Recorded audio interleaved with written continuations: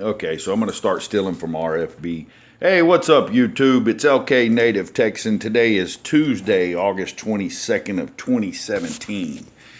I want to start out here with this story out of the Houston Chronicle about a 25-year-old who is trying to blow up a Confederate statue in Herman Park in Houston. Of course, I can't breathe all day today, and I wonder if that has anything to do with all the bacteria that NASA was dumping in the atmosphere yesterday, but I digress. Now, we're going to go a little bit through this article. I've taken a lot of clippings out of it here for you, and I'll leave a link in the description. But basically, this is a 25-year-old guy that lives at home with his parents. He's been in trouble with the FBI before. He was confronted by a park ranger he was kneeling down at the base of Lieutenant Dick Dowling's statue in Herman Park. And she had asked him if he was going to do any damage to the statue, and he said yes, because he didn't like the guy.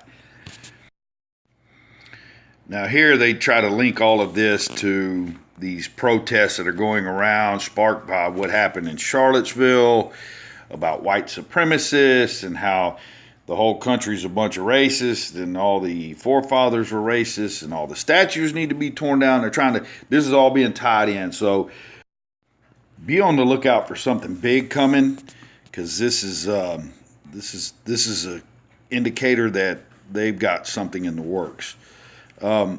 This article goes on to explain what the statue is and how Dowling Street was named after Dowling, and then how it's been changed to Emancipation Parkway, and stuff like that. So read the article, but there's one group I wanted to point out here, that the ATF is involved here.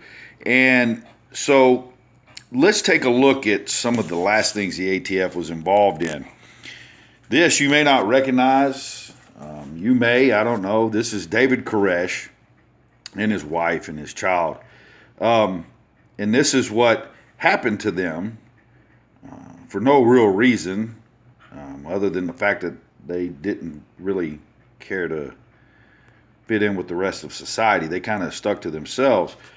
And then that leads to the next one, which you may recognize this guy, who was supposedly the one who did this. So be on the lookout for something big, because there's something big in the works. The last time this started out small, with Ruby Ridge, and then to Waco, and then to Oklahoma City. This homegrown terrorist, they've got to start a war with homegrown terrorists. And then we ended up with this. So now, for those of you that may not be too familiar with the Oklahoma City details, this is a picture taken in Elohim City in Oklahoma. There's people who lived in Oklahoma their whole life that don't know of Elohim City. So if you think I'm making some of this stuff up, do some research on your own and look into how many military personnel, federal agents were in Elohim City in and around the time of the Oklahoma City bombing. You might be curious as to why I'm bringing up Elohim City.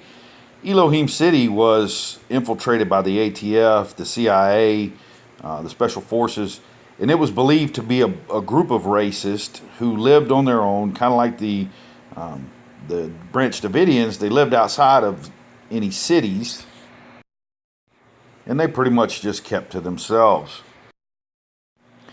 So all the signs are there. Be on the lookout. I'm just giving you fair warning, and I'm out.